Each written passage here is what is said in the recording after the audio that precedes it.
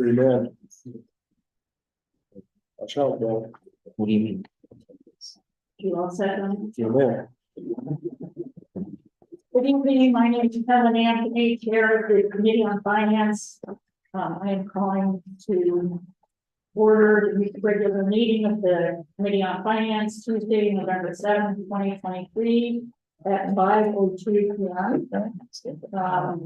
Madam Clerk, would you please call the roll?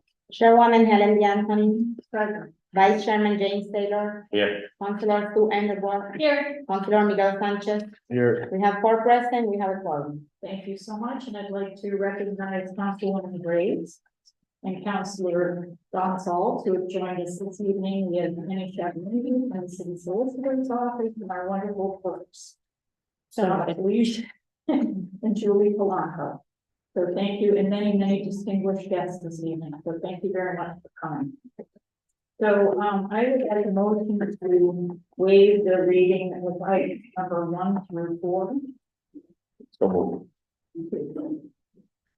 Okay, motion made by Councilor Taylor, seconded by Councilor Sanchez, all in favor? Aye. All opposed? And who do we have this evening to present on items? We have the disability waiver request, and do we have someone here that is going to present? For you, this is Secretary Treasurer, will be in attendance. Thank you, and I just swear you in. Of course. Please raise your right hand. You swear under penalty of perjury that the testimony you're about to give is the truth, the whole truth, and nothing but the truth. Help you God. I do. Not Baskin or not that. Thank you, may we swear you? Anyone else? We have a whole team here. Everybody, You're all in together.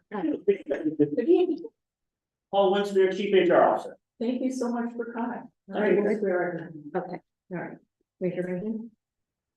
You swear under penalty of perjury that the testimony you're about to give is the truth, the whole truth, and nothing but the truth, so help you God. Thank you. Thank you.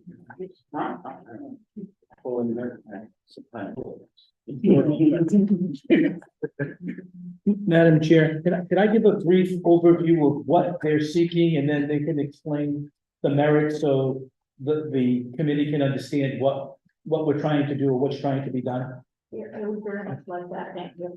So the Retirement Act contains a provision, 17189, that states the individual who's applying for an accidental job-related disability has to apply within 18 months of the date of the injury.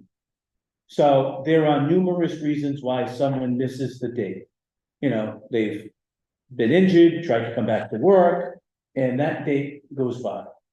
And some years ago, we had a backlog of police and fire specifically who were ineligible to apply for the accidental disability. So they remained out on IOD. So the IOD numbers were significantly high, and the department needed the men and women to do the work, police or fire. So consulting with the council, we came up with this disability waiver. It allows the individual to apply, provided the finance and then the full council passes a disability waiver and allows them to apply. It doesn't decide the merits of the application. It just puts their foot in the door to start the process of the application. The finance committee and the city council some years ago wanted an explanation as to why the request is being made. The committee didn't want to just grant them haphazardly. They wanted the basis. So Mr. Coy is here, as well as Human Resources, the Chief Operating Officer, or the Chief Human Resource Officer is here, Paul and Jonathan, to explain these matters and why they're before you and why or why not they shouldn't be granted. Any questions for the solicitor? If I could just add on to the solicitor, I used to do this in the fire department for disabilities.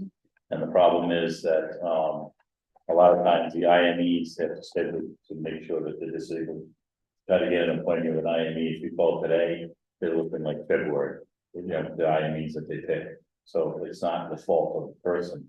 It's just trying to get in and get a independent medical examination of the whole thing. So it is legit, and that's why it takes so long. they don't wanna go past that 18 months, Mhm. because then they can't file for it. So, that's it. Great, any questions? And thank you so much, Counselor Taylor, for that. Any other questions for the solicitor before we hear the presentation? Okay, all right, Mr. Correa, are you gonna start or? I can if you'd like, I'd be happy to. Well, We have 5 matters on the calendar, one of which I had requested earlier today to be continued because I had not gathered enough information to properly present that to you today. That has to do with the applicant Sugar Rodriguez. But I do have information with regard to each of the other 4 that I'd be happy to present to you. Joseph Agajero, who is one of the persons on the agenda, was a DPW employee who got injured on 10/4/19. He suffered a knee injury, getting on the back of a truck. He actually had worked despite being injured all the way up until September of 2020. He thereafter had an operation on his knee with Dr. Froelich. He's been out of work ever since. Under the strict application of the rule, his application would have been due in April of 2021. But again, he didn't start his injury or his incapacity didn't begin until September of 20, which was only 7 months or so prior to the deadline. But he continues to be out on workers' comp. He had tried and has a desire to return back to work, and was hopeful to return back to work, but hasn't yet been able to return back to work. So we are asking that the 18-month deadline be waived, as my brother had indicated earlier, based upon those reasons, and also because he himself was without any knowledge as to any deadline with regard to the 18-month period. And we think it's proper and just. Again, the merits are another matter as to whether he's entitled to it, but we would at least like him to have the opportunity to present his matter before the disability subcommittee and then the full retirement executive for consideration. any questions on, item number 1? Yes. Let's just ask a quick procedural question. You could normally tell him that he was like that he could qualify for this, because you said he didn't realize that he needed to There's been apply. talk, there's been talk over the years about the retirement board perhaps sending out notices at certain times in the process. I can actually speak to that. We do send out notices. We send 3.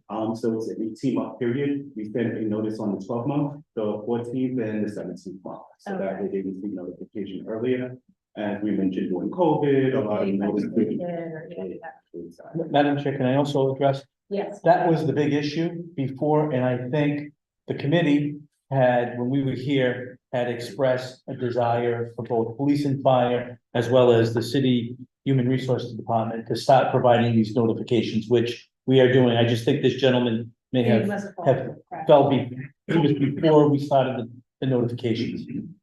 I just want to make sure no one's supposed to press. Okay, Okay, thank you. all right. Any further discussion on item number 1? We have a motion. Motion to approve the disability waiver request. Hold on just a minute. Was there anyone that wanted to address this issue on the presenters? No, I mean, not to say that Ron intended to steal a thunderbolt, but I think this is a transformational procedural item. And when it comes to how we process this and notification process going forward, I know there's obviously some historical context that Attorney Shepherd covered.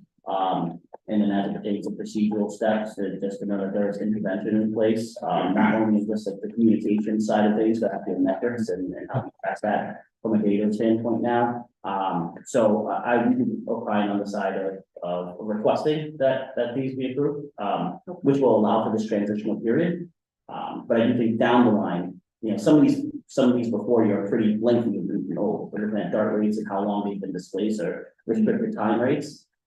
They're pretty lengthy and there's a transition of compliance that happens there. So based on that nexus, we would request the same as Ron is doing on that. I appreciate that. That's very helpful. Okay, so we have a motion that was made, a motion to approve made by Councilor Taylor. Is there a second? Second by Councilor Anderblatt. All in favor? Aye. All opposed? Thank you. Thank you. We'll go on to item number 2. Item number 2 relates to Kevin Duffy. Kevin Duffy worked as a person within the animal control office. He was injured on August 4th of 2017. in a car accident. However, he continued to work until March of 2020 and has been out of work ever since then. Had surgery in April of 2020 on his back with Dr. Blazer, did some therapy, had continued to recover, had surgery again in 2021, and is still out of work, is receiving workers' compensation. What's unusual about Kevin's case is that he was unable to apply within the 18-month period only because his incapacity began after it. His injury was on 8/4/17. The deadline would have been 2/19, February of 2019. And then he, as I mentioned, continued to work for about a year or so after that until he went out in March of 20 and has been out ever since. And again, for the same reasons I indicated with regard to Mr. Agajero, we're requesting respectfully that the application to waive be granted. Any questions from the committee? May I have a motion? Make the motion to approve the disability waiver request for item number 2. Second. We have a motion made by Councilor Taylor, seconded by Councilor Anderson to approve. All in favor? Aye. All opposed? Wonderful. Number 3. Number 3, I believe, is Mr. Mulaney. Mr. Mulaney was a person who worked as a job developer within Workforce Solution, injured his shoulder on October 7, 2015. He has attempted to rehabilitate his injury several occasions and has been unable to. And again, his 18-month period, excuse me, has also expired. He continues to collect workers' compensation. And again, we're requesting with regard to Mr. Mulaney that he be allowed to file his application late for the reasons I indicated earlier in support of the other applications. Are there any questions by the committee? I just have like a clarity question, because I mean, it seems like we're just granting all of them. So I mean, what, like, can HR, can you guys explain like a situation where, like, what's our role here? Like, what's a specific case where we would not grant this? Well, see, this is just for a waiver itself. They still have to go through the actual accidental disability process, which means that, especially for the later 3, these are employees where the physician has already found 4 of the 3 to be at permanent disability, so they would not be able to return back to work. So this would be the logical next step to get these people off of workers' comp. Let me maybe address Councilman Sanchez's. Okay, hold on. Are we all, did you finish what you were saying? Well, that was basically it. I'll let Ken step in right now. Okay. Well, Yes. all of that, if I may. Important. Okay, Solicitor Shepherd. So let's say we know of an applicant who was told to apply, did not apply, or waited to apply, and then tried to avail themselves of the waiver process. And I have come before the committee and requested that the board not grant the waiver. And the committee not grant the waiver. And in those instances, we would say they were informed, they knew the medicals or the documentation didn't warrant a situation where they had not reached a permanent status. They delayed the process and they were unwilling to submit the documentation to the retirement office to process the application. Then we would say, you shouldn't grant it for these reasons. So I guess like my kind of question is like, you said the retirement board is the one that accepts. So if you were injured today, you go to the retirement board, provide your birth certificate, some documentation from a doctor, medical information, and you fill out an application, providing the information. You have 30 days to submit the completed application with your birth certificate. And the office does work with the individuals because we have employees that don't have a birth certificate from the United States. So they have to get it from somewhere, some other country and some other thing. So, but the office will work with those individuals. If you have an individual that's reluctant to provide information to complete the application, and then sometime later comes for the waiver, that would be an instance where we would be opposed to the granting of it. So wouldn't like the board like be able to like deny the applicant like on their own? Like, I'm just like trying to figure out like this process like makes sense. Like maybe that's where like Paul can So elaborate a little if you bit. went and you were beyond the 18 months, retirement would say your application is beyond the period and we will not accept it. So it will not be acted upon. So they're here today asking the board, this committee to waive the requirement so they can submit an application to be considered for disability. So I guess like what gives us like the power to do that is kind of like So it's, where I'm trying to like figure out like, Okay, so I'm just gonna, go ahead, please. and where this came from was, it's an ordinance on the 18 months. So you're passing another ordinance waiving that requirement for just this individual oh, so the 18 months is a city ordinance? in the Retirement Act. Okay, So it's your ordinance, city council ordinance, so this is a waiver very limited for just this individual for just the 18 months. okay, that makes sense. Director? So I would refer the procedural items and the documentation, like processing items, to my manager, director of what I would call occupational health and safety here. But from my position, I think it's a really important thing to recognize that history repeats itself if we don't understand history, and that there's transactional items to consider at play here, is that there are certain periods of time where certain things fall through cracks, or where certain things aren't able to effectively be addressed because of contextual circumstance, i.e. the person that needs a birth certificate out of the country, or a position where COVID didn't allow for consistency in communication practices, or there are procedural operational matters that need to be improved upon internally, et cetera, et cetera. And in those type of circumstances, we as the HR department, litigation department, liability department, trying to avoid or minimize that as much as possible. From our lens, we request waivers in that regard. If there's an effort where we have done due diligence, fair process, or due process, fair deal, we've communicated properly, we've hit all the letters, they've reached the gate, they've neglected to do their part, and we know that this is a continuous burden on the city, then we at this point would actually opine, and we would be requesting quite the latter. We would be requesting that we don't approve items in that nature, and then Ron and I would be on two opposite sides of the table.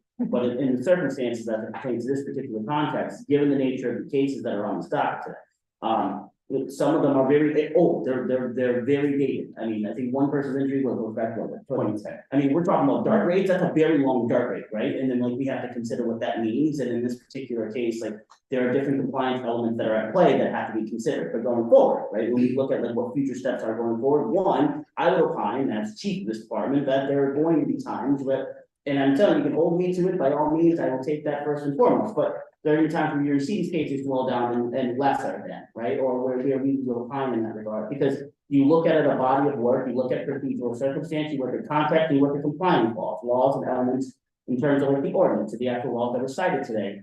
And then you make those decisions, right? And judgmentally forecast and how you can go about negating or avoiding occurrences that would go against that, or we even be asking for a waiver later.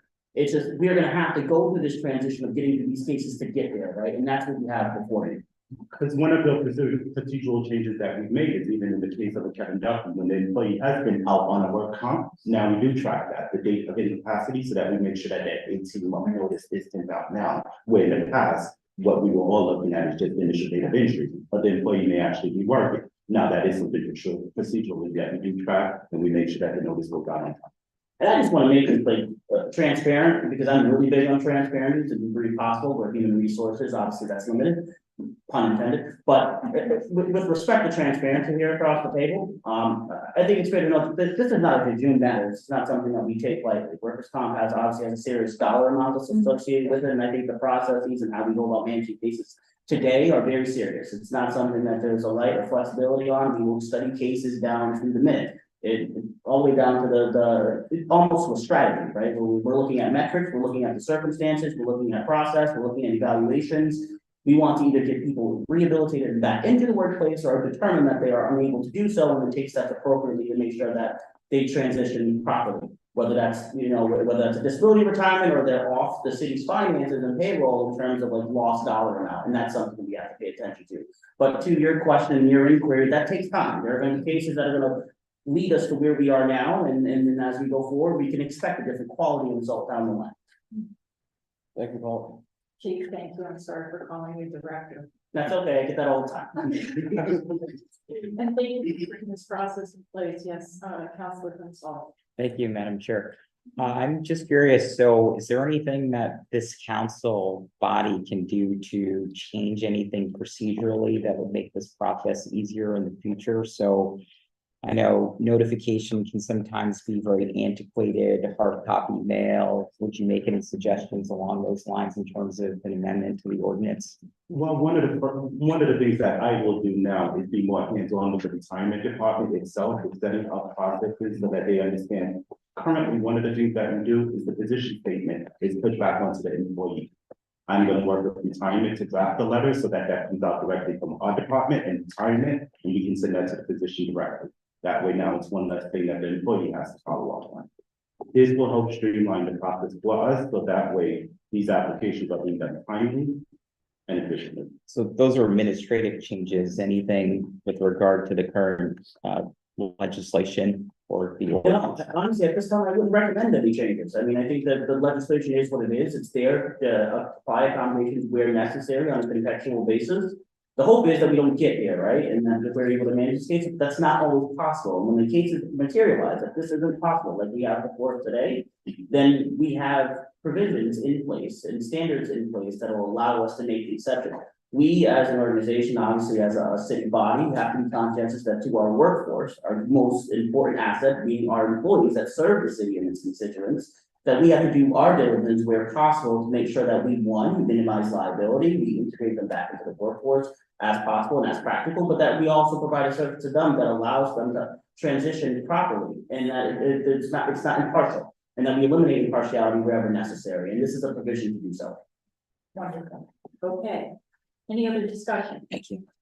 May I have a motion on number 3? I make a motion, we approve non-disability waiver request on number 3.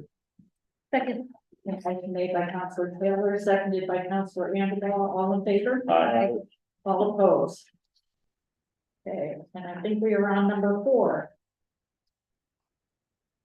Yes, number 4 is Stephen Smith, who is a employee of the supply board, was injured on April 15 of 2021. Injured his shoulder, selecting workers' compensation, has had several surgeries, is still unable to return to work. And again, for the reasons we've indicated previously, with respect to the other applicants, we are seeking a waiver of the 18-month requirement.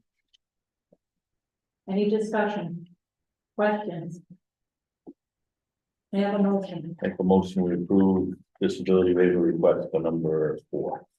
Second. Motion made by Councilor Taylor, seconded by Councilor Anderson. All in favor? Aye. All opposed?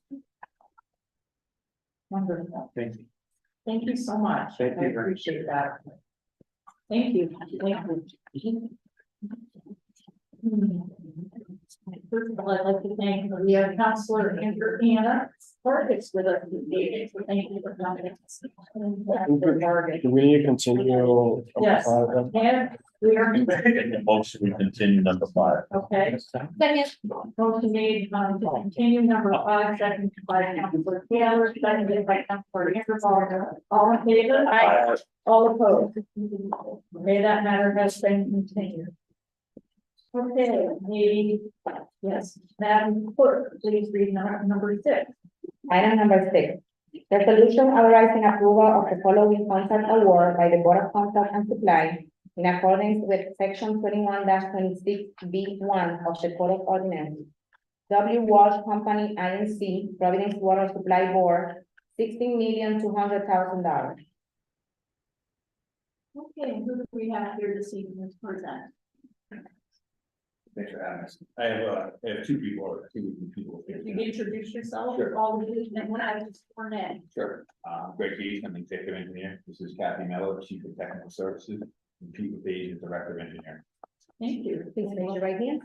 Do you swear on the penalty of perjury that the testimony you're about to give is the truth, the whole truth, and nothing but the truth, so help you God? Thank you very much for joining us this evening. Please proceed when you are ready. Okay, great. So I'll give a quick overview of what the project is, and we'd be more than happy to answer any questions, and thank you for having us here tonight.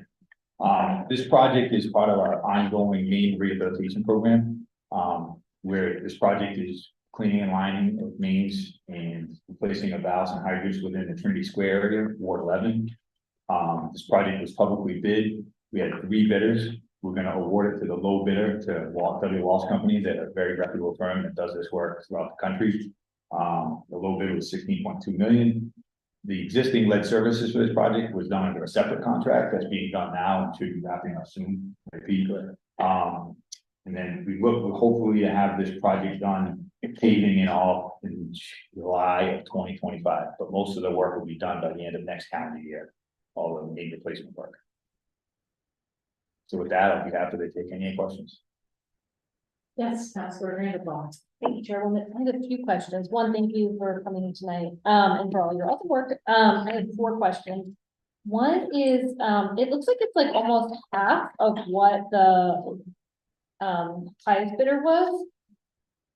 Like, are we worried at all that there'll be change orders coming through? Like what, like, how is it? Fiscal does not. So, okay. Yeah, Bisco is not interested. They just threw a number at it. Oh, we just, okay. You want my complete. Yeah, no, that's what I want. Unfair opinion, they didn't want to do the work. Okay, we're gonna ask for. Just to speak one at a time. Oh, I'm sorry. I'm sorry, I apologize. Sorry. Right, so that we are having a recording and we have to. Be sure that everyone can be heard. Thank you. All right, you have another question, Councilor. Oh, yeah. But just to vote, so you just feel like they put a kind of randomly high. Correct, correct. We're not concerned that it's, okay. Correct. I guess my second question is, and I didn't see it, but it's probably in here. What is the percentage of women and minority on, like, on here? I'm looking to team that. I think it's a requirement to have 10. Yeah. 10, Does it meet the, it meets and they the do, 10? they do Okay. meet the requirement. Well, let me double check. I don't think they get a waiver fee. Okay, yeah, they did. Okay, so they'll get that. Yeah. Okay, that's actually, that's my question. Thank you, Charlie.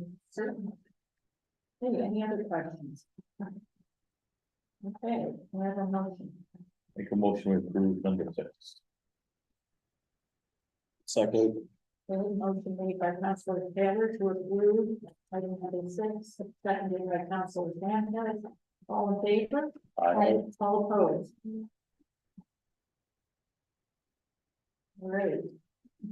Madam Clerk, number 7, please.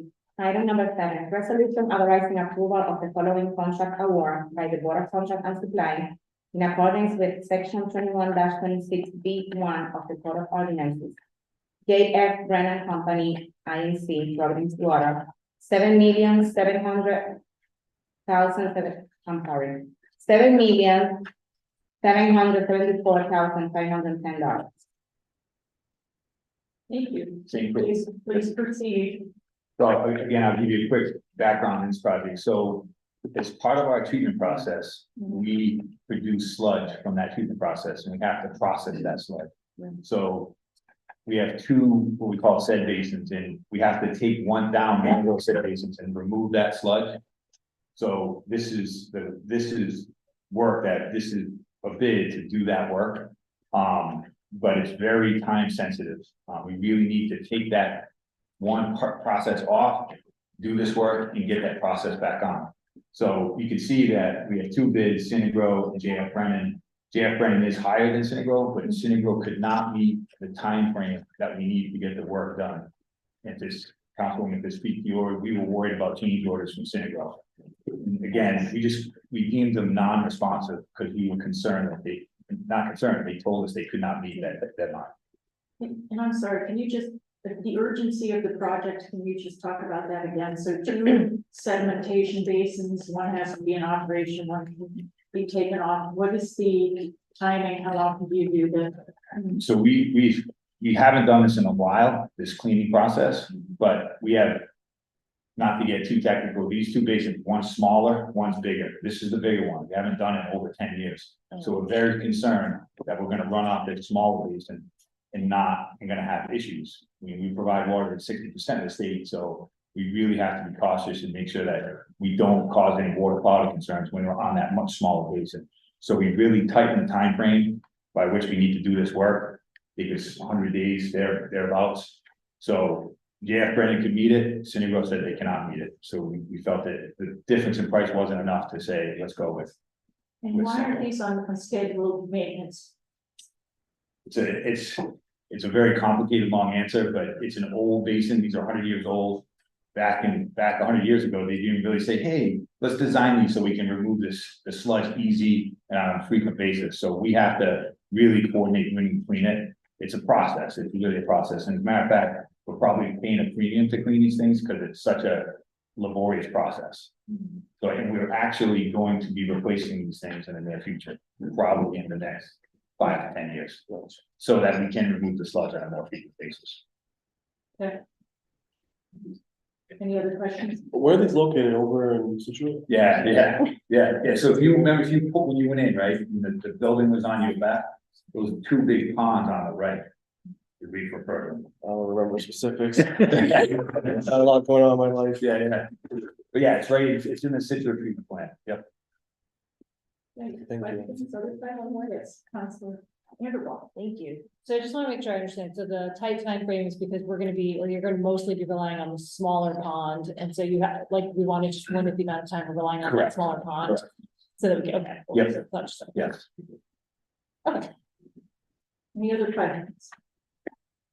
I have a moment.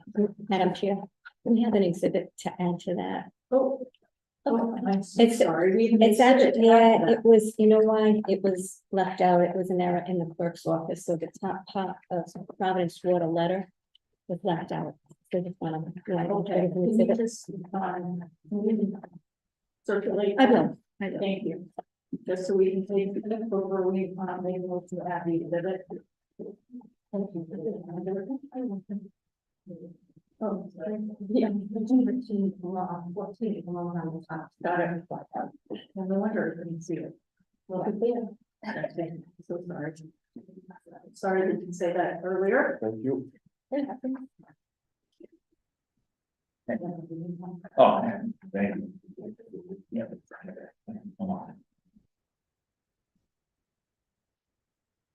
So we're going to mark as exhibit, and this really should have been handed out earlier. This actually says this is the cover letter, October 5th, 2023, that has the vendor names for the bids and the minority participation. So I think we've asked our question in this after that's what the applicant for. So may I have a motion to mark that as exhibit 1? So, Second. All right, motion made by Councilor Vanderbilt, seconded by Councilor Taylor. All in favor? All right. All opposed? Okay. All right. Now, does this generate, this document, exhibit 1 generate any further discussion or questions? Okay, so I have a motion. The motion to approve number 7. second, Okay, motion to approve number 7 made by Councilor Taylor, seconded by Councilor Ingerball. All in favor? All opposed? All right. So, Madam Clerk, item number 8, please. Thank you. Thank you for your time. Thank you so much for your time. Appreciate it. Item number 8, resolution authorizing approval of the following contract award by the Board of Contract and Supply in accordance with section 21-1060B1 of the Code of Ordinances. Marathon Construction, Department of Public Property, $767,362. We have Chief Watkins presenting on this.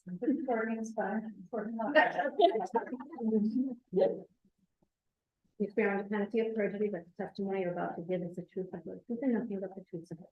It is, although I'll confess, when I went to social work school, I did not take a class in witness bathrooms, fire stations. I'm pitching in, so I'll do my best and see if we can make it through. Great. So this contract is for the construction of women's restrooms in 4 fire stations. There are the 4 fire stations left that don't have women's restrooms. This is the lowest qualified bidder. And they did meet the MWB requirement. The fire stations targeted are Allen's, Brook, Messer, and Mount Pleasant. Well, we certainly have discussed the lack of women's restrooms. So it's something that we're very eager to see done. These are the last 4 fire stations. That's right. Thank you. Do we have any questions? that's going very. We're involved. Thank you, Chief Hawkins. Can you explain what the alternatives are Like it says alternatives 1, 2, 3, and 4, and that's how we get to the final bid. Like what are all the alternatives? There were 4 bidders, one was, Oh, no, like Oh. each bidder then has alternatives. It's just like, I because think, there are 4 fire stations? I don't know. Okay. Thank you for your honesty. Sorry. It's not the council. Thank you, Chairwoman. I think state law now compels gender neutral bathrooms. Is that being taken into account here? It is not. Is that something that the city's going to look at in the I think we'll future? have to look at it for all of our sites in the future. Got it. Thank you. Okay, any other questions? Okay, do I have a motion? Make a motion to approve number 8. Second. Motion to approve made by Councilor Taylor, seconded by Councilor Anderson, all in favor? Aye. Aye, all opposed. Okay, thank you very much for the presentation. And on 9, the administration would like to, oh, sorry. Second, that third, number 9, please. Item number 9, resolution authorizing approval of the following change order number 1, contract award by the Board of Contract and Supply in accordance with section 21-26B4 of the Code of Ordinances. First Works, Department of Art, Culture, and Tourism, $42,000. So we'd like to ask for continuance on this one. We believe that the amount is an error, so we're gonna need to fix that. Okay, may I have a motion to continue?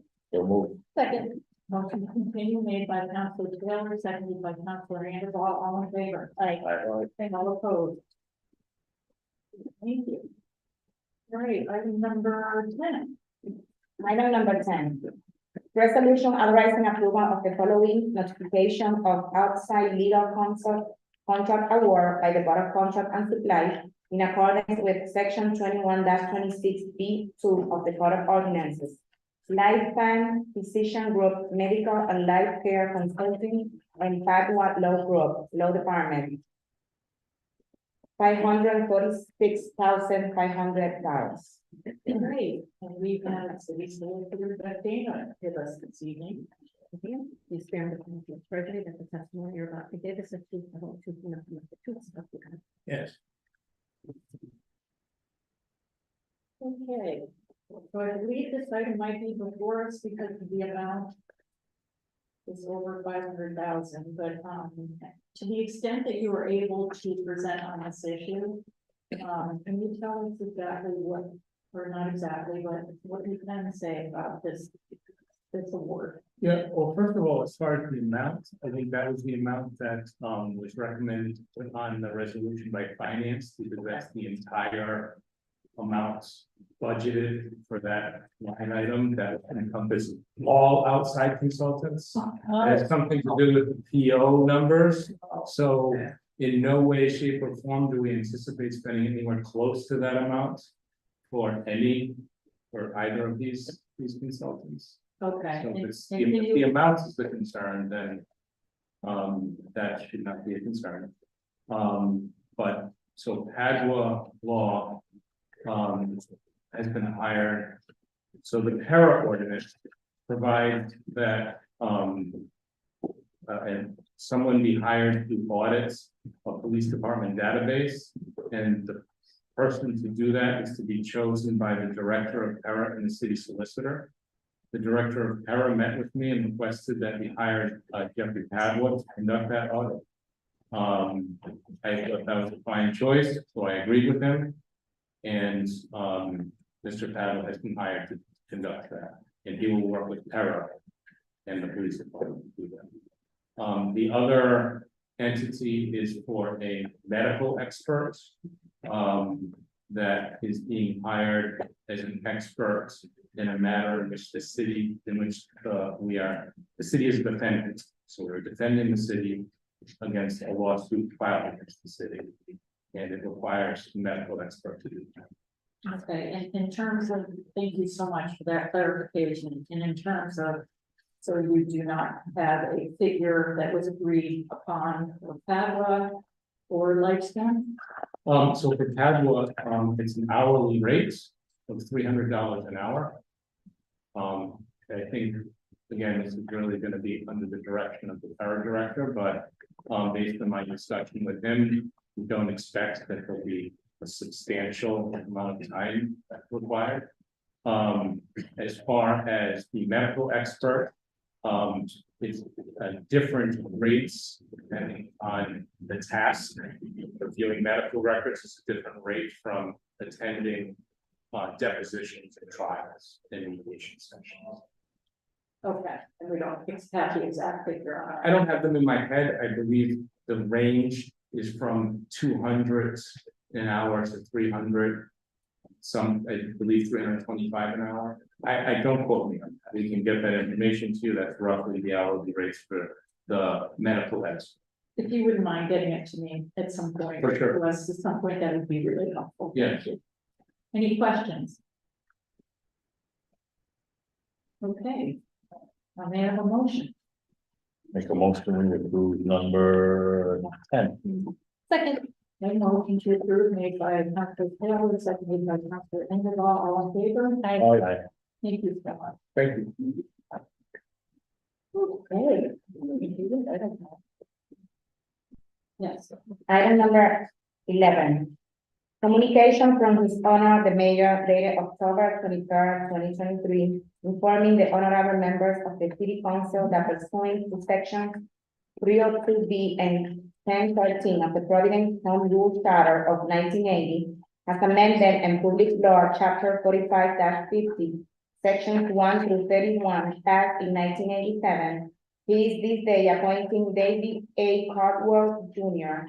of 41 Blackstone Boulevard, Providence, Rhode Island, 02906, as a general citizenry category member of the City Plan Commission for a term to expire on January 31st, 2028, and respectfully submit the same for your approval. Mr. Caldwell replaced Mr. Cadasco, who has resigned. Thank you, Mr. Caldwell, for coming before the committee this evening. May we swear you in? Yes. Please raise your right hand. Please swear on the penalty of perjury that the testimony of the case is true, complete, truth, and nothing but the truth, so help you God. I do.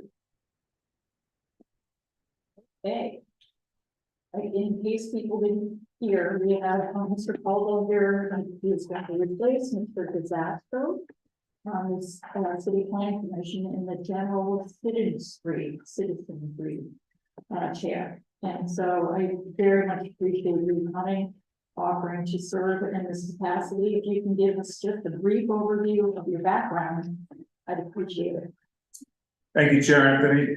I'm from North Kingstown, second generation home builder. My father's business was the largest solar home building company in the 70s, back when we should have continued in that direction. But the majority of our work is in affordable housing and net zero housing. I'm also the chair of the Audubon Society of Rhode Island. Two things that I spend a lot of my time doing both professionally and in volunteer capacity are affordable housing in general, but also climate change, decarbonization, and trying to get the buildings we build to not have any carbon emissions or get beyond net zero. And we have a really nice one that we built up there for Lincoln School. A few members of the council have been up to visit, that even though the campus is 140 years old, by adding a 5,000-foot building, we've reduced the overall carbon footprint. That is a win-win type of thing that I think with the timing is right in both the marketplace and both environment, where I believe I'd like to hope that in the City Plan Commission, we could really emphasize that as part of our process and planning. Wonderful. And why CPC? Well, I've been a resident of Providence for 6 years. Providence is on the move here, and I'd like to hope I can contribute a little bit to, getting back to that win-win where a lot of the actions happen. We're building. There's a lot of discussion and debate, community involvement, on how to do that. I think there's a way to do that correctly by getting all the constituencies, and also remembering that we're trying to encourage our building in a sustainable manner. And keep trying to come back to that terminology. I happen to know we have an excellent director of sustainability at the city now, who also encouraged me to get involved. So if this all goes poorly, we can blame her. Okay, all right. Well, I'm going to open it up for some questions. Anyone have any questions? Question. Yes, Councilor Everblock. Thank you, Chairman. If you'll be responsive. No, that's Priscilla. Thanks for joining us today, Mr. Caldwell. It's nice to see you, even though you live in Ward 2 and not Ward 3. I'll forgive you for that. No, two quick questions. One is, what are your thoughts during the plan commission about potentially like, so Councilman Sanchez, Councilor Royce, and I worked on and led by Councilor Sanchez, ordinance to ban, self-storage facilities in the city. And I know I'm looking at other things that are just like not within like what I think we see as the future of Providence.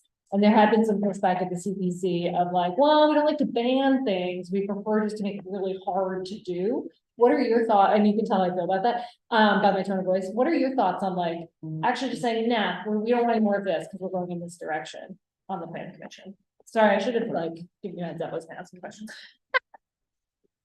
Fair point. Seems like we need a lot more housing. Yeah. To me, I don't know much about storage facilities. It's already been banned, but I yeah. say that, the city can encourage things that the city wants and needs. And that should be encouraged, and maybe those should be encouraged to go along a little quicker if they're what we want and need. Yeah. And maybe the things that people, maybe the things we don't maybe want and need, maybe not so fast. That's my thought on that one. Yeah. What are your thoughts on the things we do want and need? Well, we've got a lot of tremendous need for housing. Okay, we do need housing. That's, I don't think anybody is gonna come in here and say we don't need affordable housing. We don't need housing throughout the income spectrum. Specifically though, we really do need to pay a lot of attention to housing affordability. And one of the things that I've spoken out of housing work is gentrification might seem good, but that does create other problems for where those folks need to go. And we haven't always been so good about that as a state. Now, I speak at the state level, a lot of discussion about that. So paying attention to everyone's need for a home, place to put your head at night, is something that we should, in my opinion, be spending a little more time on some of these boards and commissions. I understand applicants come before us and must be adjudicated, but how we can encourage things in the comp plan, which is happening right now, how we can maybe encourage the things that we want and need would be, I think, well worth the time of the committee members, commission members. Sorry.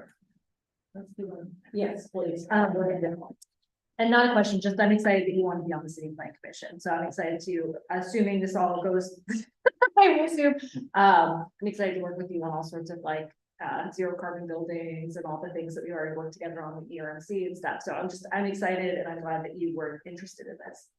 So thanks, Dave. Councilor Gonzalez. Thank you, Madam Chairwoman. Thank you for being a part of this process. I just want to give our previous council a little bit of credit on this general citizenry category. I think that was an amendment that we made last minute during charter review, and so it's coming to fruition. I'm just curious about what is your position on development in the city, and how are you going to balance growth with historic preservation? Well, we have a lot of great history in Providence, and we have a need to grow. So how you get to the win-win on this is something that you need to have a lot of community involvement. You need to hear a lot of voices. You need to identify what is historic and why. There's a lot of different pieces of what has historically not been perhaps as double using the word history there, my fault. But we've tended to focus a lot of the historical attention on areas of the city to the exclusion of some other areas of the city. And that's affecting the state as well. So how we're fair about how we look at all this is something that should be valued very carefully.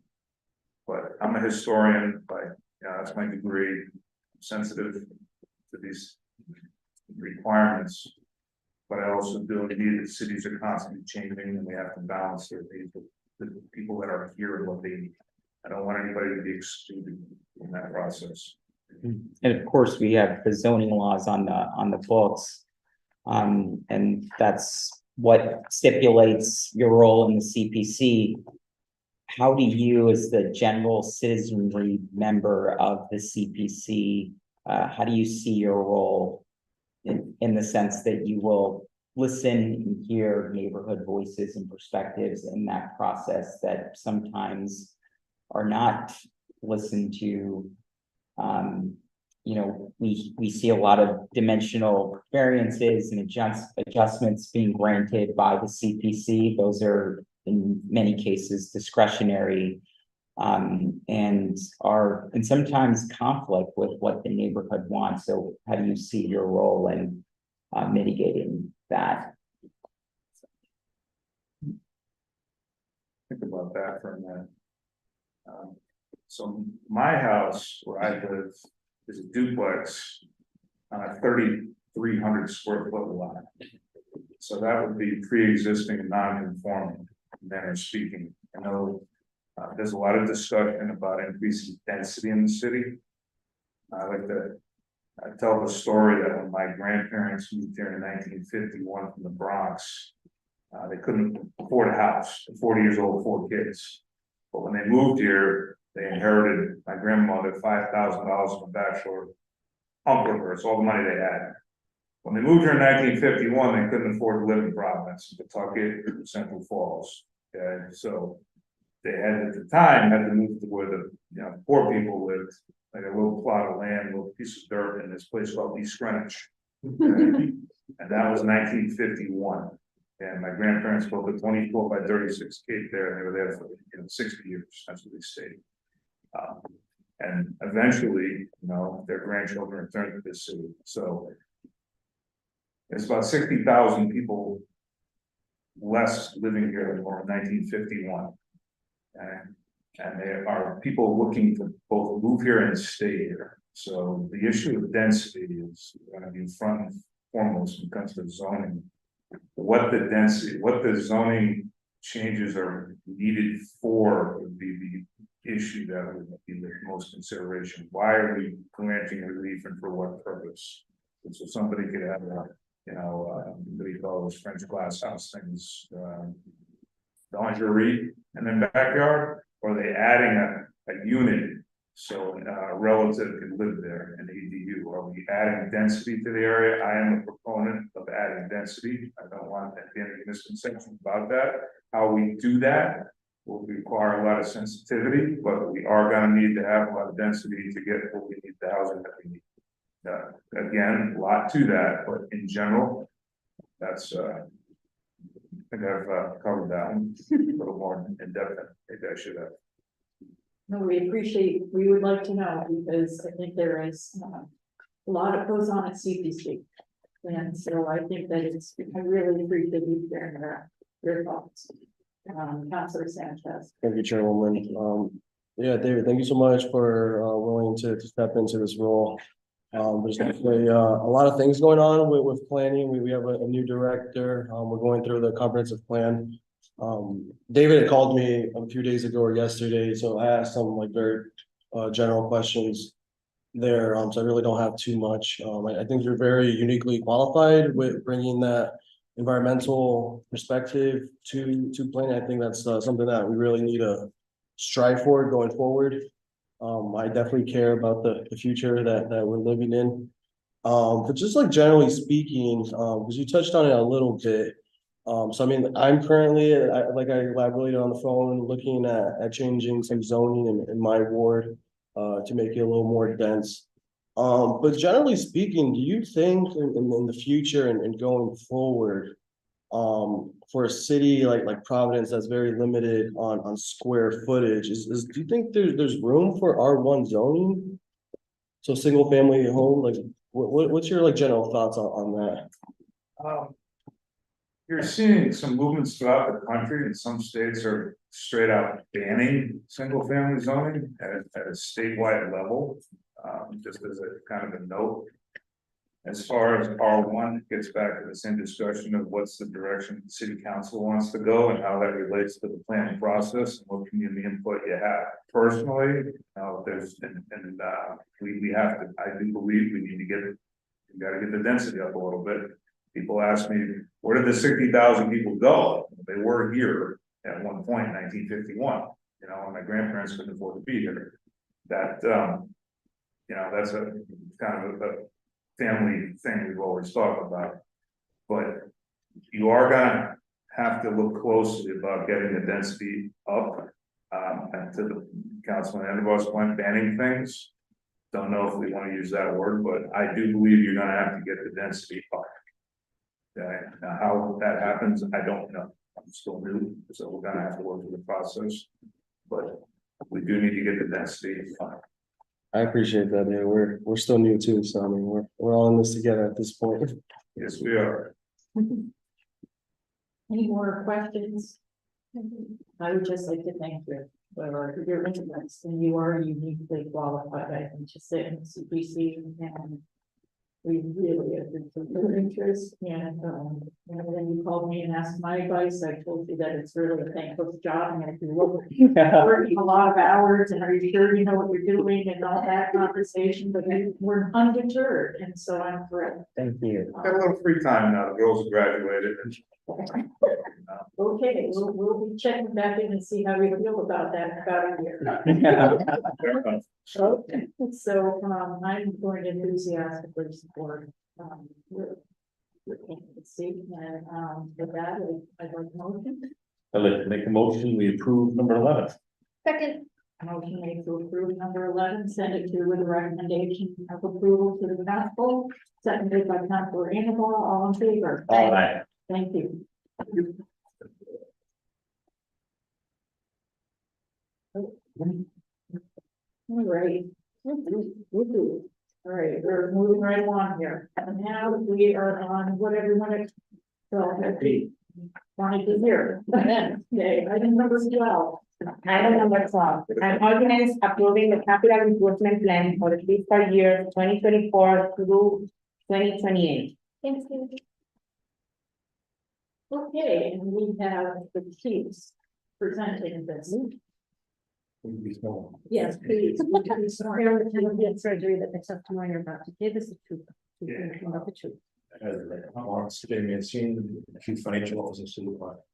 If you would wait just 1 second until we elect Councilor Sanchez and Councilor Taylor. For the record, I'm not having anyone call you when I'm trying to convince them to take a job. Going forward, they should. Us. All right. 101 pounds before councilors. Think you have to go back. Oh, excuse me, we'll just take a minute.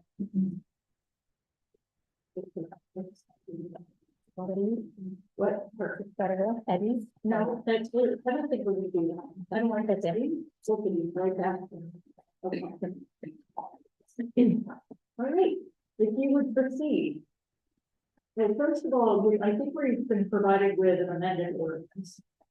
Which I would like to explain, but I'd like to have this marked as a credit one. We all of that, I think, yeah, and Do exhibit 2? We did exhibit 1 on the other item. yes, I'm sorry, it's to the 2, thank you. And I have, yeah. Oh, sorry, they're not stable. Thank you. No, it's back and forth. It's front back. I got 2 stable together. I'm sorry. Keep an eye on that. Okay, may I have a motion to mark this as exhibit the amended ordinance for number 12. May I have a motion? So moved. Second. Okay, motion made by Councilor Anderbach, seconded by Councilor Taylor, all in favor? Aye. All opposed. All right, thank you, Courtney. Or Chief Nancy. I'll start off. So before you tonight, you have a revised capital improvement plan for approval. As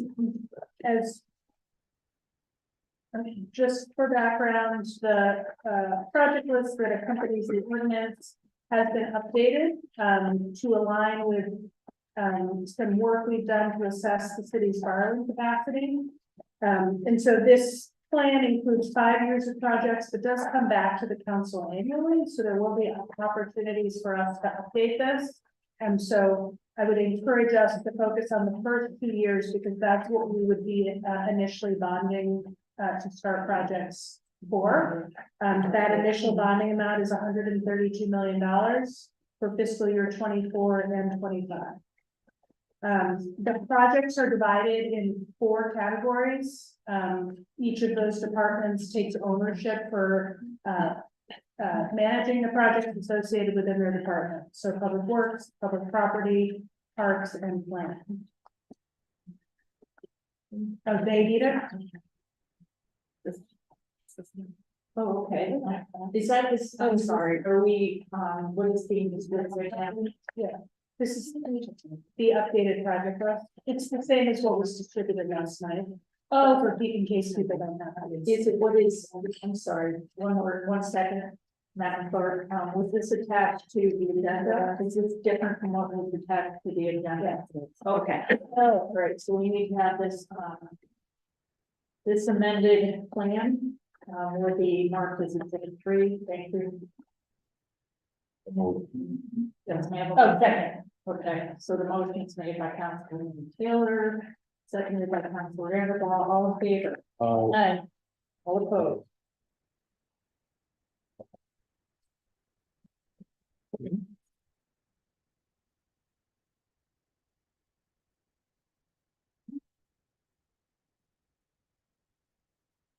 I would comment that in general, the projects that have been prioritized are core infrastructure, really consistent with what you've heard us speak to when we presented the budget and our ARPA proposal, wanting to ensure that we're making those long-term investments to benefit the city. And so you'll note that for fiscal year 24, 43% of funding is allocated to public works, which is primarily for streets, sidewalks, and sewer investment. Fiscal year 25, public property is allocated 53%, with public works 40%. So high investment here in the kinds of infrastructure projects that we've talked about, see about as an administration that we wanted to prioritize.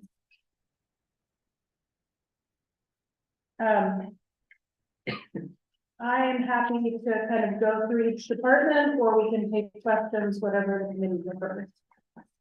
See, we already have questions. Yeah, Councilor Taylor. Why the big drop in parks on 2025? So we had to look at the total bonding capacity that we had, and, you know, spread that amount over departments. Parks, you know, has a number of projects that will start in 24 and likely continue into 25. But the 132 million needed to be spread across the 4 departments, and we did prioritize the public works and public property investment. So there's a lot of good stuff happening across the 2 years in the parks budget, but it is, you know, less than. I'm just looking at it, the total of 2 years is down like, what, 17,000, about 17 million? That's right. It's to be able to maintain the funding. And I like in parks, the other all my areas. money goes to parks. Yeah. I'm asking if parks that's enough money to finish, I guess, We all love parks. what they need to do. It is, you know, you'll note that there are lots of projects teed up in the next 3 years, and we I got a do, few parks I'm working on, I don't wanna hear we don't have any money. yeah, we do intend to continue to bond to make investments in the next years, but we really felt like the investments identified here, and there are some big ones in infrastructure needed to be made. And just if I can, Yes, go ahead. Councilor Taylor. why also the big drop of 40 million in public property? Oh, I'm sorry. No, I'm sorry, public works, why the, wait a minute, what am I doing? Public property. Yeah, public property, there's 49 was 49, now it's 9. Why is that a drop of 40 million? It reflects the fact that we're halfway through the fiscal year, so some of those projects may be pushed into fiscal year 25 because they take time to ramp up. But the key priorities in public property, which are the public safety building, city hall, DPW, investments in the rec centers, investments in pools, those have all been maintained. Can I just ask a few questions? So I was looking at certainly reviewing our capital improvement plan for fiscal year 2020 to 2024. And I was just wondering if we have somewhere that we can see, you know, exactly where we are with each of those projects from that capital improvement plan. Is there some report or some analysis you've done? Yes, we can provide that to you and follow. Okay, because I think that's kind of important for us to start to know where we are on the last capital improvement plan that we've done. You know, and certainly looking at the projects that we had originally on those, we want to make sure that, I think I see some of them continuing. So, you know, I would like to see also in that analysis, you know, how the two come together. If the project isn't finished, then a more detailed explanation of how it's being carried forward into the next CIP. Sure. Because I think that's really gonna be important for all of us, because those were priorities that we all agreed to do when that capital improvement plan was put together. Yeah, Amanda tracks those to the penny. So Okay, that would be so helpful to do that, for us to have that analysis. And also, in terms of process, I understand certainly that, the mayor, and I applaud him and all of you for reaching out and doing your surveys, you know, really to see, you know, what the priorities, what our, community identifies as their priorities. My only concern is that, it seems to be without the input of individual council members who may, you know, also want to review the projects that are being done in their ward, just to make sure, I'm sure they're, you know, the ones that you've included in the plan for the next fiscal year, the next project, that those projects are certainly on your list if they've been identified by the community, but their council members, I think, need to be individually just informed and consulted with, just to make sure that we're not missing anything. So I'm really hopeful that that might be able to be done, because I know that a lot of our council members are going to want to see what it is and just make sure that you know that is consistent with what they're doing from their constituents. Yeah, our directors are available to council members all the time. And so I would encourage members of the council to reach out directly to each of the departments and make sure that they have your feedback. Okay, thank you so much. We really appreciate that. I've got other questions, but I'm gonna let others ask before I continue. Yes, Councilor Vanderbilt. Thank you, Joanne. I have another question. Oh, you just go right ahead. Thank you to the Joint Chiefs for being available in this presentation tonight. I have a few questions and comments. First, I want to say I was really excited to see somewhere in here the new DPW complex. I think that our DPW workers really deserve to have a safe and respectful place to work. And so I just want to like high five that, like real high fives. Let's see. I had a question. Okay, I'm just gonna read through them. I'm not gonna keep hedging myself. I see that Libet Park doesn't have funding for 2024 and 2025. This might be more of a question for Wendy, because I thought that there were ongoing projects happening in Libet Park. And so are those like technically last fiscal year? I'm gonna have Wendy join. Okay. Because she has the most specific. Yeah. Yeah, in trying to find the page again, but it had Libet Park of not have. Oh, yeah, swear it. Please raise your right hand. You swear on the penalty of perjury that the testimony you're about to give is the truth, the whole truth, and nothing but the truth to help you God. Yes.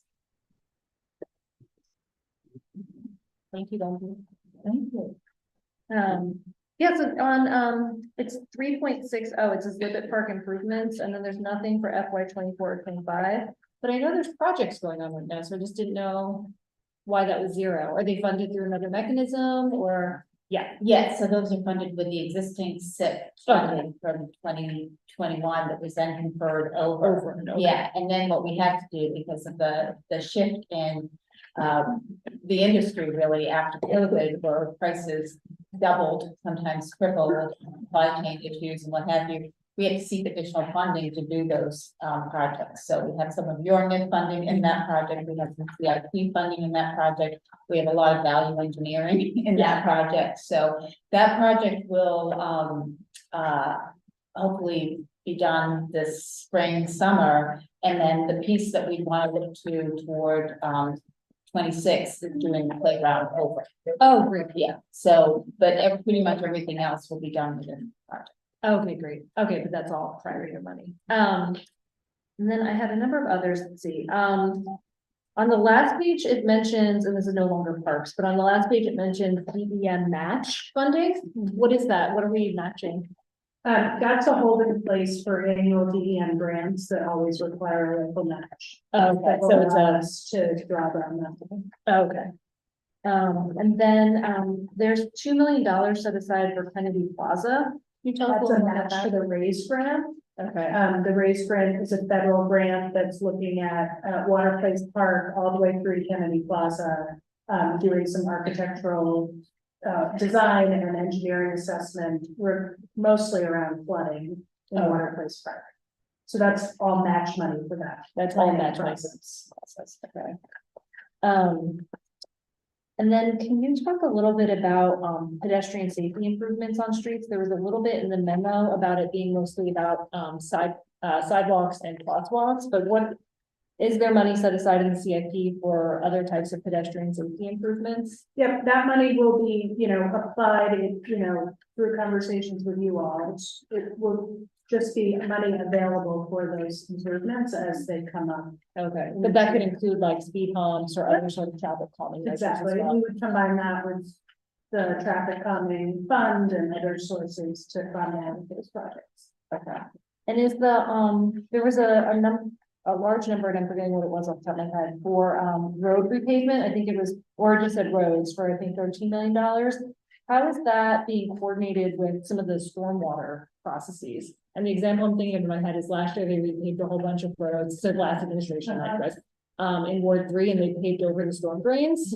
Not great, We like called DPW and they came and cut them out, and it was like a whole whatever, but how are we making sure stuff like that doesn't happen? That makes me feel like maybe you guys are gonna be more on it, but Hopefully never happen again. there's a lot of streets. The DPW team, engineering team, has done a fantastic job at mapping out street improvements. The biggest challenge around streets is coordination with utilities that are required to restore roads after they make improvements. They now have a whole GIS system that they use to do that. The piece that you're gonna hear me come to talk to you about probably in the next budget is inspection of contractor work as it relates to street repair, which is what I would put that in the category of. We don't have the right resource mix to be able to hold contractors accountable for their work on the utility side or our own contractors, and we hear complaints about that all the time. And so Trish and her team are working on a proposal that uses new technology and resources within the department to more properly manage contractors when they're doing things like that. So if they do something stupid like that, we can hold them accountable. Okay, that's good to know. And then, for the sidewalks and other kind of like paving issues, are we looking at all, I know it's more expensive, but are we looking at all at like permeable pavement and other sort of like things that would, help with all those stormwater issues? I would love to work with you and others on a little bit of a pilot around that. I was actually talking to folks on Federal Hill about that recently because we don't have a good answer because of the cost. Yeah. And I think it would be a worthy exercise to either look for outside funding to try something in, a certain area or a few places. Because I think, as Sheila would say, angry trees are a big problem that we need to resolve. But because we have such limited funding, it's a challenge. Yeah. So, you know, the DPW team is doing a great job at thinking about how they like grind down sidewalks and when they're replacing them, just create more room. But Yeah. as it relates to like different kinds of materials and such, that is gonna be further off for us. Okay. And I wonder if for a pilot, anyway, this could be a future conversation, there could be some like infrastructure, federal infrastructure funds, or Exactly. private funds, something we could do to. Just think some areas have just so much demand. And then, that's it for me for right now, but I think I'll for a minute. Okay. Yes. I have one question, I guess would be maybe for Wendy, actually probably Brian or Wendy. Where, for Buckland, I know we're trying to wait on some remediation from DEM. Any of that money in this at all? I believe that was pushed off until 26. Is that okay, I guess with DEM? Are they gonna come and say, we need to get this done? It could be something that we revisit, you know, if we need to in the future, because this will come back to you in July.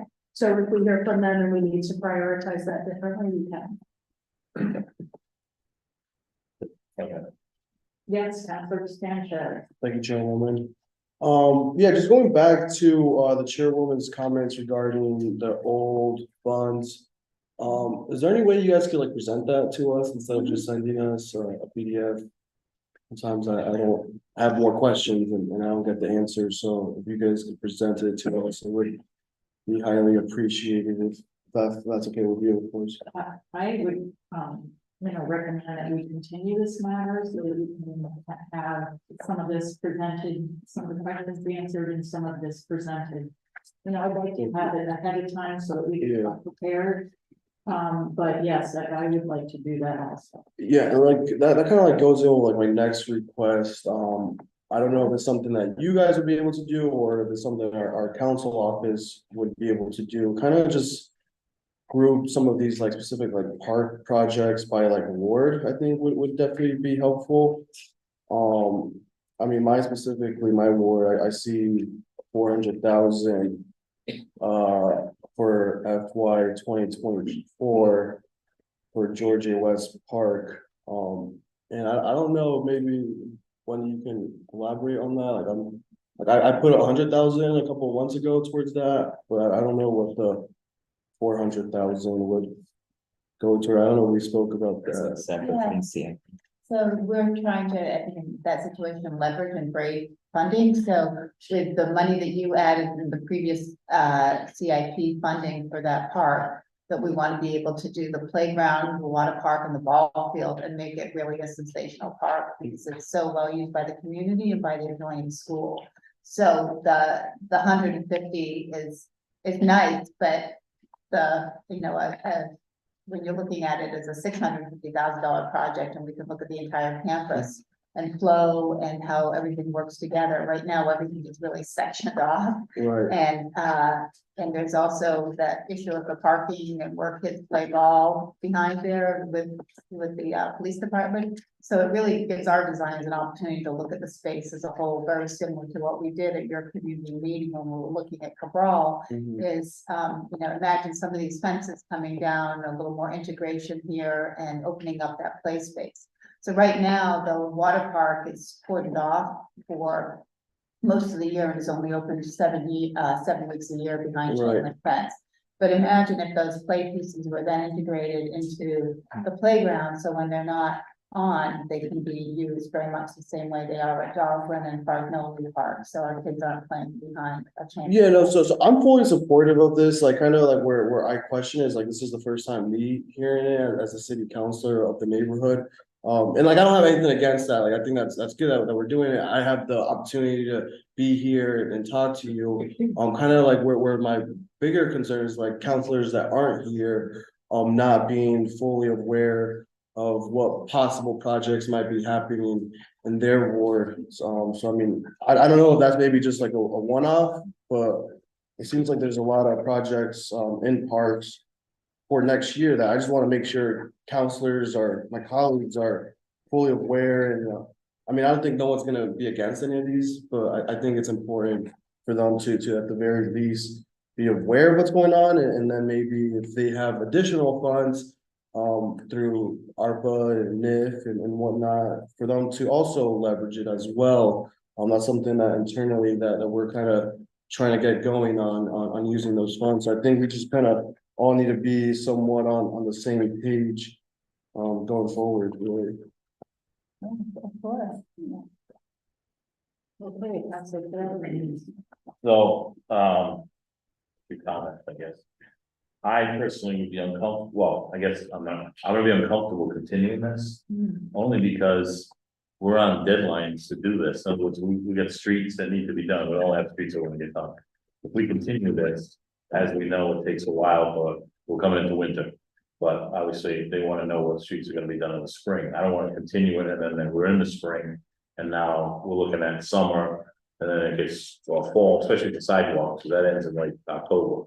So it's like, I'm a little uncomfortable on continuing. That's number one. Number two, we're part of the committees. We have 3 members here, just to rebut what you're saying. I understand, but it's the council person, whoever it is, the 3 council people that are not part of the committee, they're here, they have questions. They were part of the process. We all received this probably a couple weeks ago. Or a week ago. It's last night. Oh, I got it. Last night. Yeah. Okay. But, okay, so look, we got it last night. So if anybody was interested, obviously 3 people showed up. Then the other council people would have questions, or they could be talking to the directors like I do and know kind of what's going on, where your money's gonna be happening. If I could clarify, the administration did submit an original CIP with our budget.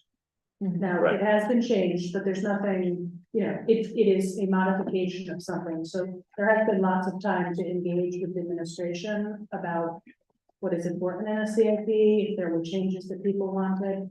And it does require 2 passages, and so we just have to look at the timing and would love, your commitment to move it quickly if it's gonna be continued, because it does, if we're gonna get money bonded for and projects going for fiscal year 24, we're like coming very close to that not being realistic. Can we have some more, maybe Chief Mancini, not Courtney or whoever, can we talk about exactly what the timing is on bonding? Yeah, thank you, Madam Chair, members of the committee, council members. City prides itself that our own past budgets, and we try to strive for future budgets to do what we call never borrow more than borrow less. We're fortunate that we have that opportunity, because as debt service falls off, the city's debt road, we're able to take that debt service, recapitalize it back into new debt. Today, as a matter of fact, I had rates scored on the municipal market down criteria. They're running for 2024. We will be looking at a rate that possibly 3.5%, and over a 20-year bond would probably scale to as high as 4%. The 20-year average over the past 20 years has been close to 4.36. So we are still in a highly favorable position to borrow. I can tell you that we're looking at probably about $8.5 million for every $100 million of borrowing. We clearly have adequate capacity to do this transaction in its entirety, the entire $336 million. And if I may, Madam Chair, so I understand that coming before this committee will be a discussion next week on school bonding. And I think that's a real exciting opportunity. And with that said, not to detract from this, you're going to hear from us that in addition to what we've had before this evening, we have adequate capacity to meet all of the school bonding with 91% reimbursement from the state, along with a memorandum of agreement that you will get reimbursed for energy savings and still leave the city with $136 million of additional capacity if necessary for the emergent needs or emergency that may come along that I'm not yet anticipating. It is my recommendation that you take this consideration because the timeline to do a bond borrowing will be going through the Public Building Authority. As you know, bond borrowing is done through an ordinance. That in itself will take 2 passages in the City Council. We will come before the Finance Committee to discuss the bonding criteria, seeking that approval in addition to the approval that we're seeking on the CIP. But in its shortest path, I still think we need between 60 and maybe 75 days to do that. Not knowing what market condition might be post December, it's still holding pretty good. December is not a traditional time to be in the market because it's the holiday time and it doesn't get the most favorable underwrite. The rates might be okay, but the whole idea behind bonding is to pre-sell the bonds to underwrite. We have been exceptionally blessed in the past years, the last time we did a CIP. You may not know this, we closed the bond on the worst trading day in history. That day, the World Health Organization declared the pandemic, and we were still able to secure a $100 million bond with $23 million of premium. Premium comes naturally when there's an oversubscription, more buyers than issue. We had 8 times subscription for city bonds. Our credit rating is at its highest level in 2 decades. This is the most favorable time to buy.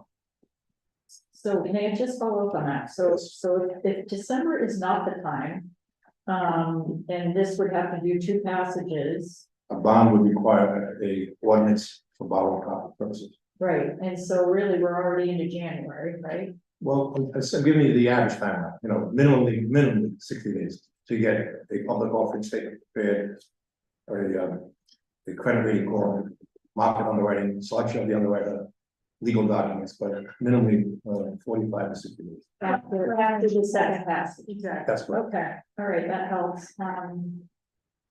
Okay, yes, Councilwoman Graves. There's discrepancy in the there's Davis, some of the places listed on one, they're not listed on the other. Or the ones that the corresponding numbers are different places. And you're referring to the one that was included originally in the packet in the amendment? Yes. 289. Russell Boyle is, Boyle Square, it was 380 on the original packet. 380 on this one, 3.80 is, Music Park. Davis Park. 391. Oh, yeah, that's what we had to read out. Yeah. Because it was with that. Yeah, so why, are we dropping something? And if you don't want to have the names on here, it's on top of something getting.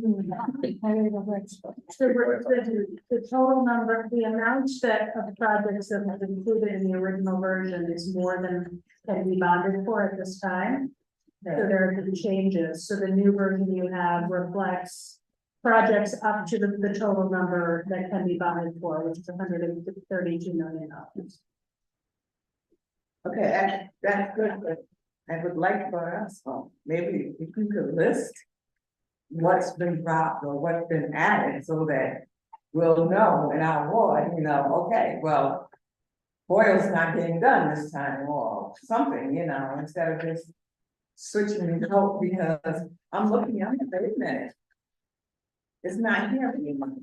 So I know you're probably saying, why is she having more work for me? I'm not trying to do that truly, but I think it's confusing. To say at least because I'm sitting here and I'm like, wait a minute, this doesn't make sense to me. So yeah, I'm not thinking about more work. I'm thinking, because one of the challenges, this is just one component of all the funding in the city, right? So just because something's not on here doesn't mean it's not funded in a different way. And so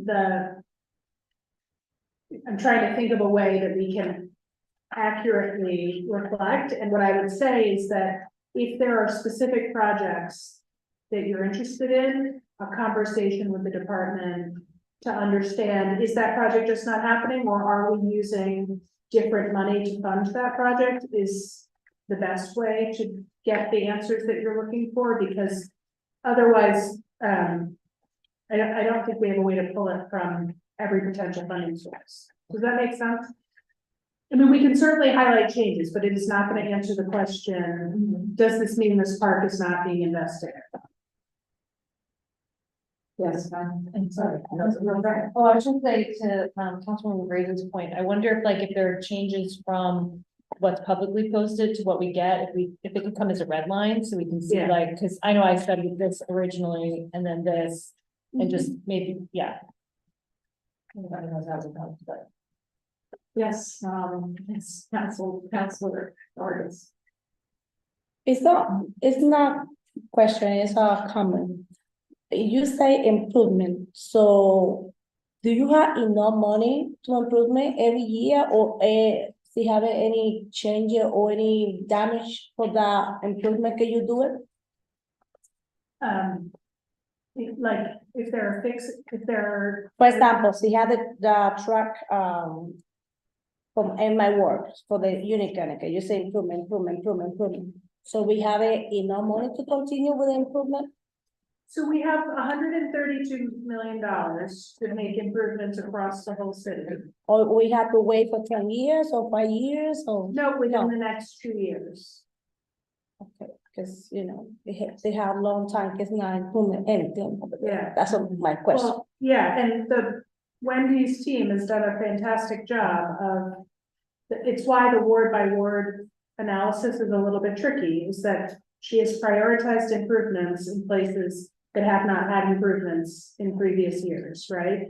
And so what is prioritized this year might be different because other places were prioritized in previous years. And so what you should see here is improvements in places that have not gotten any money, because that's how Wendy and her team approach deciding how to spread limited resources. I would like to sit down with you again, because I have a couple of questions for the Marine. And your parks are in great shape, and several of them under construction now for some, well over $3.5 million for the project. So it's gonna be an impressive. Okay. Thank you, Chairwoman. So the recommendation to move forward this evening because of the implications on bonding. I would say that we are in a unique opportunity to borrow with virtually no impact upcoming budget and the years that follow. Hence the reason why strategically certain projects where they merit delay or could be done in another year, so that the next bond issue will substitute in 2026. And so, and again, no change in budgetary appropriation of debt service. This is a very unique time. We're blessed and really fortunate because market rates, although the market is different in the housing market, at least in the bar market, the rates are still attractive and still worth it. So I would say yes, this is a very good time to forward. And there are two things. One, we certainly will come back and present on the status of previous projects, no question. Two, this will come back to the council as part of the next budget in July.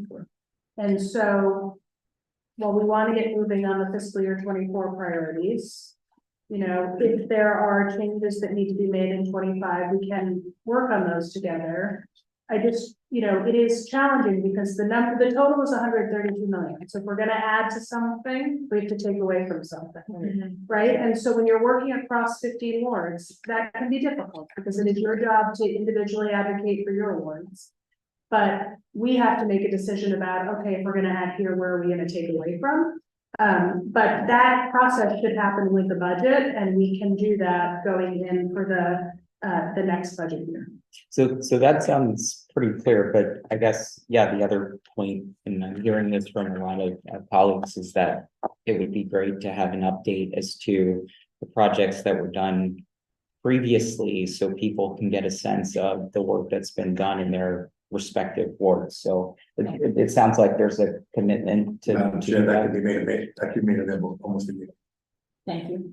All right, any other questions? I just was going through real quick here, looking at thinking back on grades. It looks like stuff is there, but the numbers are the same. Like I like the first page, everything's the same there, except the number changed. Instead of 3.3, it's up to 3.6. I don't know why, but I mean, most of the numbers look the same. Some are increased, a couple of them are added, I didn't see. Like I didn't see Pearl Street top lot. I mean, on the old one, but on the new one I did. I mean, I'm just like quickly going through it to look at it. I appreciate that. Okay, I had a couple of questions. Can you elaborate a little more on the Public Works Department budget? I mean, just taking roads, sidewalks, and sewers. How was it that you arrived at those figures, and how are you going to allocate that money? I mean, that's tough, and it seems short, the amount of money that's being allocated. So Is there an approach to roads, sidewalks and sewers that you can share? You know, the money seems to be, you know, insignificant for the cost of what we really need in this city for all three. So can you just talk a little bit about how you're approaching those three items? Sure. The DPW team has been before the Public Works Committee related to their approach for those, for streets and sidewalks and sewers. They have a approach for prioritization based on, you know, for streets, based on street condition, for sidewalks, based on condition and usage. And so they've been before the committee to share that approach, and this funding would go into that, you know, would be administered using that approach. Some of this takes into account what we believe we have the capacity, like the amount of contractors we believe we can get to do this work, that we have the capacity to manage over time. But there is no question that we could probably triple all of those investments. So when you say presented, so has there been a strategy presented to this committee on this? I To can't. the Public Works Committee. The Public Works Committee, because that would be valuable for that to be shared with us, city council or finance, at some point. I mean, well, actually, part of this process would probably be the right time. Just to understand the strategy, because so many questions. We have so many questions. I would say that, you know, probably 90% of the questions, at least I get, are sidewalks, sewers and roads. And so it would be great. And I kind of spent some time talking to Greg Hoffman, who was educated me thoroughly on how they approach these problems. But I think for the city council as a whole to understand that process would be very helpful. And then the other question I have is on the citywide traffic calming study. There's money allocated for the implementation. Have we seen the results of that study? The traffic calming study? Not yet. Is it coming? Yes. When? No. Okay. I'll get back to you on one. You know what I know on that. Okay. All right. Councilor Anderbach. Sorry, Chairman, thank you. I had two final questions. One is, I think for Wendy, because you know I love North Barrel. And in the posted agenda, it had $4 million of North Barrel Ground improvements, but then the handout we got had only 100,000. So I wasn't sure like what happened there. Those were pushed out because of the limited capacity. Okay, and so they're not like they're not like critical to happen You know, now. as you look at all the other things, it was pushed out to a later year. Okay. But like more than 5 years in the future, it's not here at all. Okay, we can chat later about it. Oh, and then the last was, there's a line item for flood climate mitigation, and there's no funding in it for 2024, 2025. What is that money to be used for, and why wouldn't we spend any of it in 2024, 2025, given the like flash flooding that we've had and stuff like that? I think we have some work to do to determine how much money and where we want to spend it, like we have climate resiliency money that we proposed in ARPA for the applying. And so, you know, beyond the sewer work in here, you know, we're kicking off some stormwater efforts to look at the extent of that problem and how we're going to deal with flooding, which will allow us to make some recommendations. But like this, the CIP is not going to substantially solve that problem within the capacity that we have. We need a broader funding stream. Yeah. And so it is possible that in future years, when we come back, we will want to incorporate a piece of this. But I think, you know, to the chairwoman's point, it is such a large challenge that it could use the entirety of this bonding and still probably not be enough. Thank you.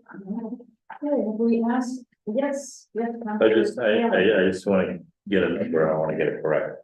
So what's the total that we have here? I know you said. 132 million. Okay, so 130, I'm this reason I want to make this, and I'm more correct if I'm wrong.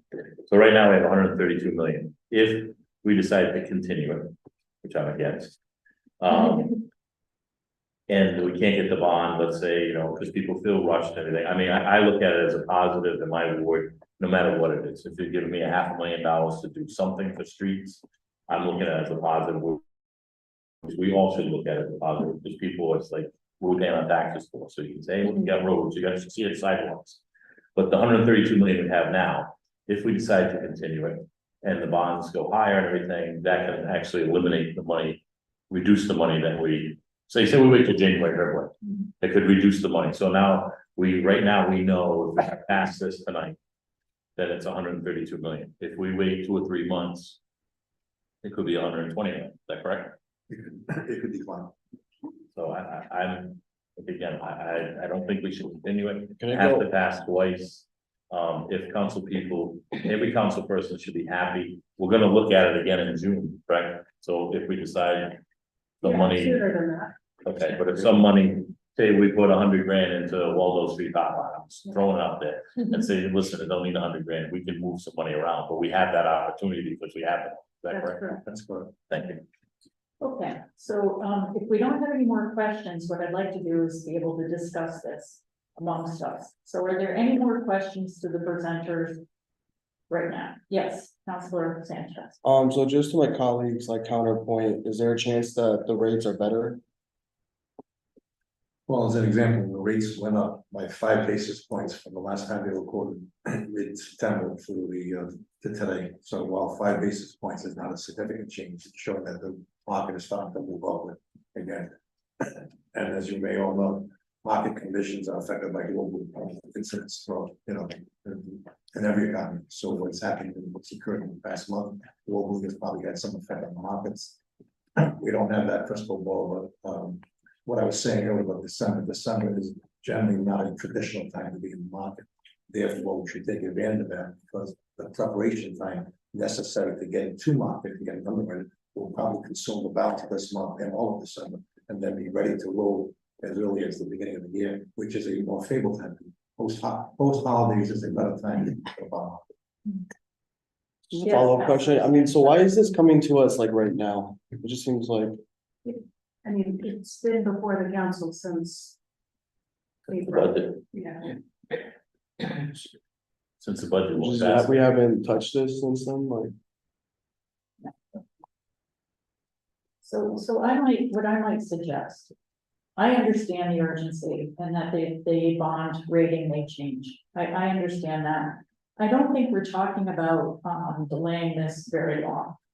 It's just that I think we need to allow our council people and others, even in the community, to, see what we're doing here. It's transparency, open government. It's something that we practice well, I've been in this committee.